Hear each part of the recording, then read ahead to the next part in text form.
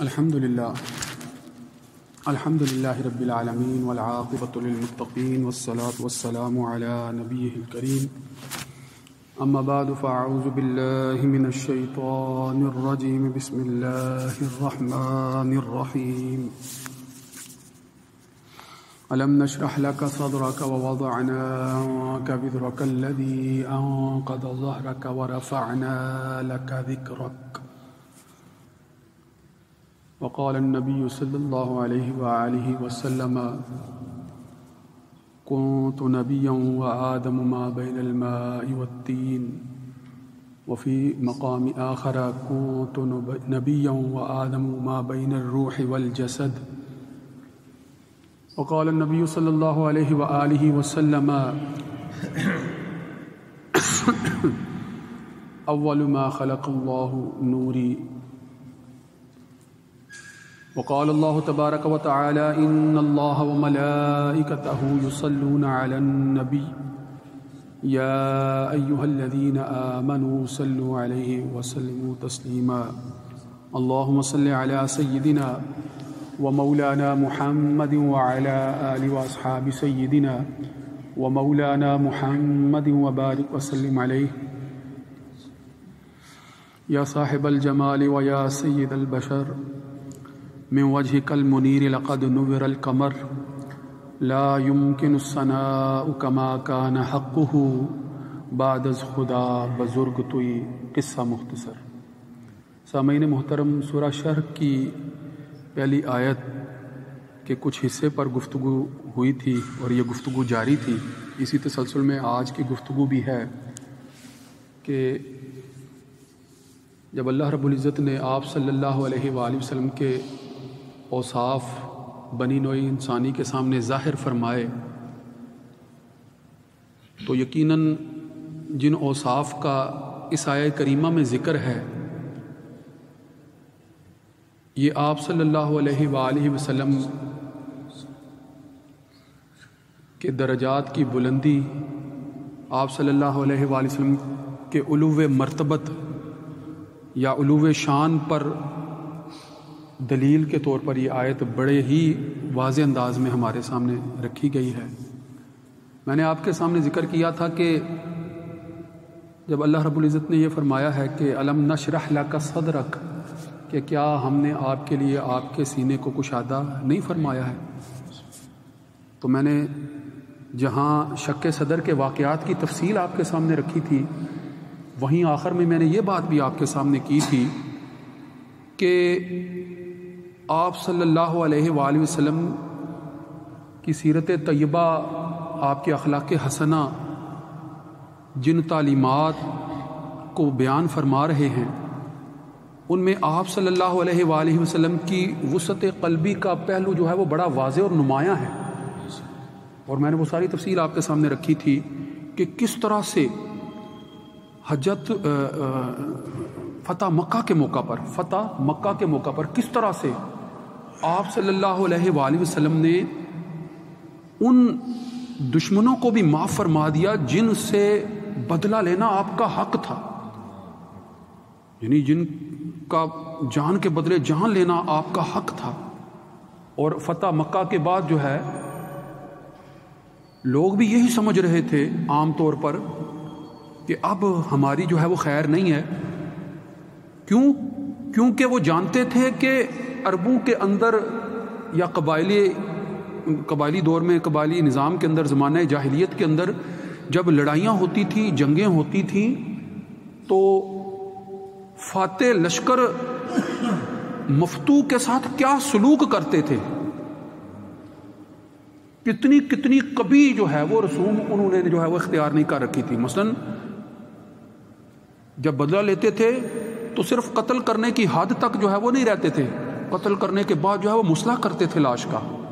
ناک کاٹ دیا، کان کاٹ دیے، جسم سے تن سے سر جو ہے وہ جدا کر دیا، جسم کے حصے اعضاء کاٹ دیے، اس قدر جو ہے وہ ظلم کرتے تھے۔ یعنی جب ایک بندے کی جان چلی گئی ہے تو اب اس کی لاش کے ساتھ اگر ایسا کچھ کیا جا رہا ہے تو سراسر اس کی بے حرمتی کے علاوہ اور تو کچھ نہیں ہے، تضحیک ہے، تذلیل ہے، وگرنہ اب وہ ناش تو بدلہ لینے والی تو نہیں ہے نا، اس نے کیا کر لینا ہے؟ آپ جانتے ہیں کہ ہندا جو کہ حضرت ابو سفیان جو کہ اس وقت ابھی ایمان نہیں لائے تھے، ان کی بیوی جن کے والد کو غزوہ بدر میں قتل کیا گیا تھا، وہ سرداران میں شامل تھے، لہٰذا جب لڑائی میں دو لڑائی میں وہ مارے گئے تو ہندا نے ایک حبشی غلام جس کا نام وحشی تھا، اور جو پھر فتح مکہ کے بعد جو ہے وہ بعد میں اسلام بھی لے آئے، ان کا نام جو ہے وہ حضرت وحشی جو ہے وہ اب وہ صحابہ میں شمار ہوتے ہیں، مگر اس وقت وہ بھی ایمان نہیں لائے تھے۔ اس وقت غزوہ بدر کے بعد جو ہے وہ اس کو خصوصی طور پر ہدایات دی کہ میں تمہیں انعام و اکرام سے اور بڑی جو ہے وہ قدر و منزلت اور انعام و اکرام سے جو ہے وہ نوازوں گی اگر تم میرے والد کا بدلہ لو۔ اور آپ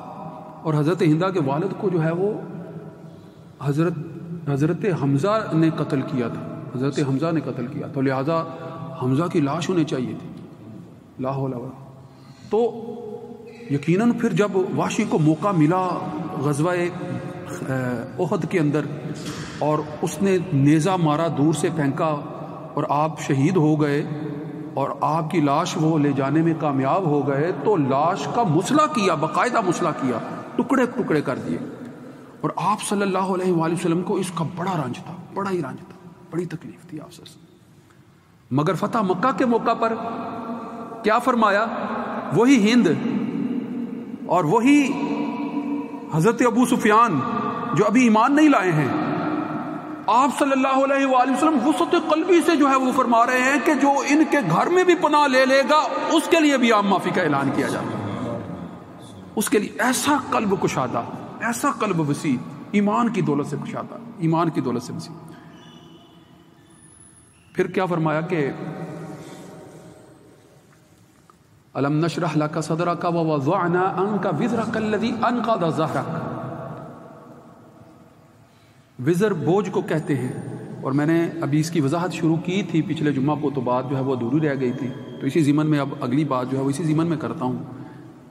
تو اس سے گناہوں کا بوجھ تو مراد نہیں لیا جا سکتا، کیوں؟ کیونکہ انبیاء معصوم عن الخطا ہوتے ہیں، ان سے کوئی گناہ سرزد نہیں ہوتا، لہذا پھر یہ کون سا بوجھ ہے جس کو آپ کی پشت سے جو ہے وہ اتارا گیا یا ہلکا کر دیا گیا؟ قرآن مجید میں آ رہا ہے نا کہ وَوَضَعْنَا عَنْكَ وِزْرَكَ الَّذِي أَنْقَضَ ظَهْرَكَ، ظہر کہتے ہیں پشت کو، جو آپ کی پشت پر بار گراں تھا، کیا ہم نے اس بار گراں کو، اس بوجھ کو ہلکا نہیں کر دیا؟ آپ دوسرے الفاظ میں کہہ سکتے ہیں کہ اس بوجھ کے حوالے سے بہت ساری آسانیاں نہیں پیدا فرما دی، وَوَضَعْنَا، ہم نے آسانیاں پیدا فرما دی، ہم نے ہلکا کر دیا، ہم نے اتار دیا آپ سے آپ کی پشت پر جو بار گراں تھا، جو بھاری بوجھ تھا۔ اب یہ گناہوں کا بوجھ تو نہیں ہے، یہ گناہوں کا بوجھ تو عام طور پر وزر سے مراد اگر عام فرد کے لیے جو ہے وہ گناہوں کا بوجھ مراد لیا جائے تو یہاں پر یہ معنی مراد نہیں ہے۔ یہاں پر کون سا بوجھ ہے؟ تو یقیناً آپ صلی اللہ علیہ وآلہ وسلم جو ہے وہ منصب نبوت اور رسالت سے نوازے گئے۔ آپ کو جو ہے وہ جب اللہ رب العزت فرما رہا ہے آپ سے متعلق، اور آپ خود یہ فرما رہے ہیں کہ کنت نبیًا، کہ میں اس وقت بھی نبی تھا جب آدم ما بین الروح والجسد، جب حضرت آدم علیہ السلام جو ہے وہ ابھی جسم اور روح کے درمیان تھے، یعنی ابھی آدم علیہ السلام کی پیدائش نہیں تھی، آپ اس وقت بھی نبی تھے، گو کہ ظاہری طور پر آپ کو پیدا نہیں فرمایا گیا تھا، مگر آپ اس وقت بھی نبی تھے۔ کنت نبی آدم ما بین الماء والطین، ایک روایت میں یہ الفاظ آتے ہیں کہ میں اس وقت بھی نبی تھا جب آدم علیہ السلام ابھی مٹی اور پانی کے درمیان، یعنی پانی اور مٹی کو گوندھ کر جو امیزہ بنایا گیا اور پھر اس سے جو ہے وہ جسد خاکی بنایا گیا، ابھی جسد خاکی پیدا بھی نہیں کیا گیا، بنایا بھی نہیں گیا، آپ سے کہا تھا میں اس وقت بھی نبی تھا۔ اس لیے آپ سے کی جو ہے وہ علو مرتبت، آپ کتنے، آپ کا جو ہے وہ مقام و مرتبہ کتنا اعلیٰ اور بلند ہے، یہاں سے بھی ظاہر ہوتی ہے یہ بات۔ اچھا، تو جب آپ صلی اللہ علیہ وآلہ وسلم کو نبوت سے سرفراز فرمایا گیا ہے تو آپ کی صفات میں یہ دو صفاتی نام موجود ہے، اول اور آخر۔ آپ اول بھی ہیں اور آخر بھی ہیں. تو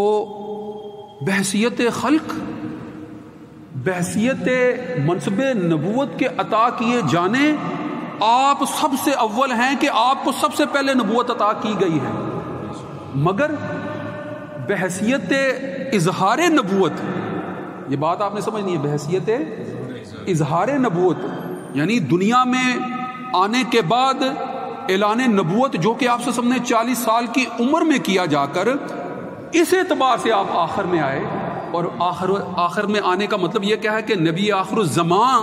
اور خاتم النبیین ہیں، کہ تمام انبیاء کے سلسلے کے ختم کرنے والے بھی آپ صلی اللہ علیہ وسلم. تو یہ آپ کا منصب ہے. منصب نبوت اور رسالت کوئی عام منصب تو نہیں ہے، یہ بات آپ جانتے ہیں. عام منصب تو نہیں ہے، ہلکا یا معمولی منصب تو نہیں ہے، معمولی منصب تو نہیں ہے. کیوں؟ کیونکہ صرف اتنی ایک مثال دیتا ہوں کہ آپ کو اندازہ ہو کہ یہ منصب بے شمار اس کے تقاضے ہیں. مگر غور کریں کہ یقیناً جب آپ صلی اللہ علیہ وسلم کو منصب نبوت اور رسالت عطا فرمایا گیا ہے اور آپ پر وحی نازل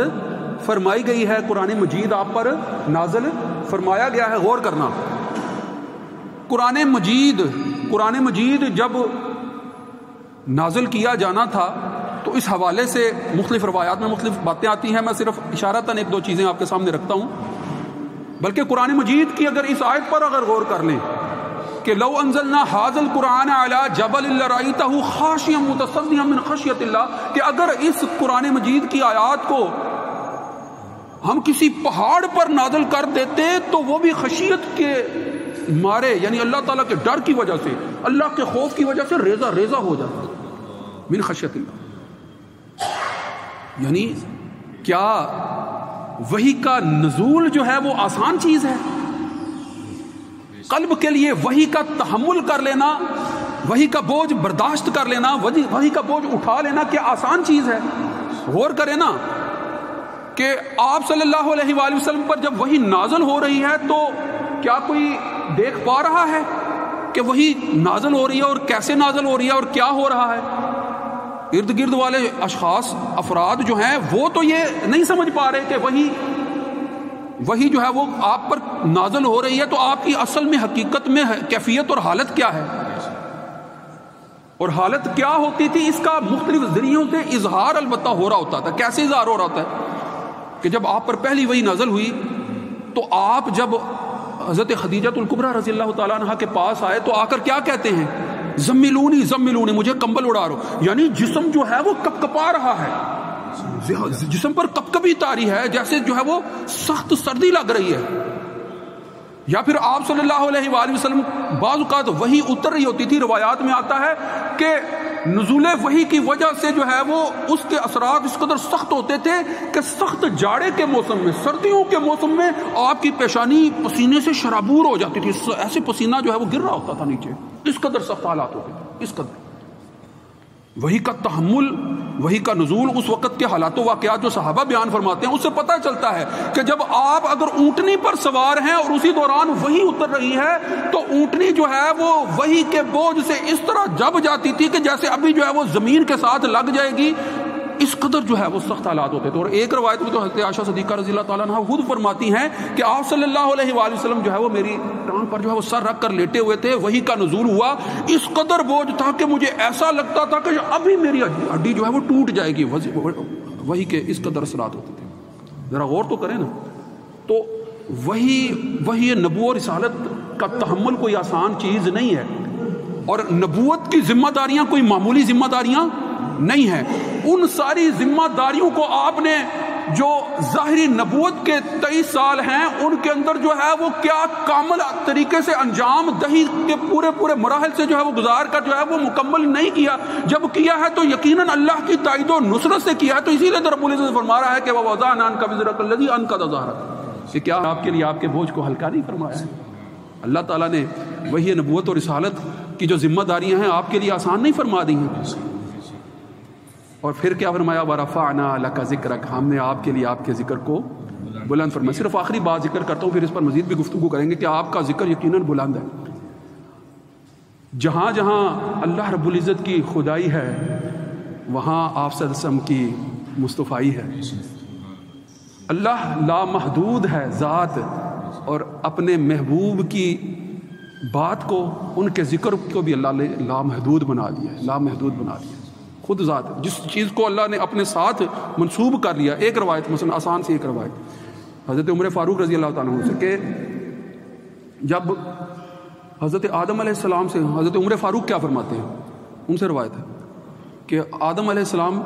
سے جب اجتہادی غلطی ہوئی نا اور جنت سے نکال دیا گیا، تو ایک دن حضرت آدم علیہ السلام دعا کرتے ہیں کہ یا رب العزت بحق محمد مجھے میری خطا پر معاف کیا جائے. بحق محمد صلی اللہ علیہ وآلہ وسلم مجھے میری خطا پر. اللہ رب العزت نے پوچھا کہ آپ کو محمد صلی اللہ علیہ وآلہ وسلم کا علم کیسے ہوا ہے، آپ کو ان کا علم کیسے ہوا ہے؟ میں نے تو ابھی ظاہری دنیا میں انہیں پیدا بھی نہیں کیا ہے، آپ کو ان کا علم کیسے ہوا ہے؟ تو حضرت آدم علیہ السلام نے فرمایا کہ جب مجھ کو پیدا کیا تو نے اپنی دست قدرت سے، ٹھیک ہے نا، جب مجھے وجود بخشا اپنے دست قدرت سے، تو اس وقت جب میں دست قدرت سے پیدا ہوا تھا تو میں نے